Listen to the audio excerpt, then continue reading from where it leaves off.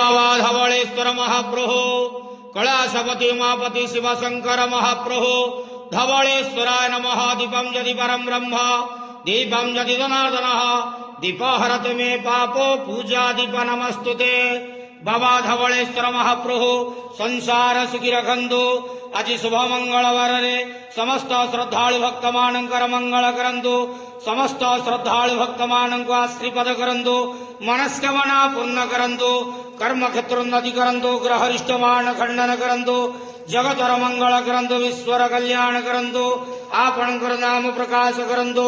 सेवकरुणाक श्रवण करंतु।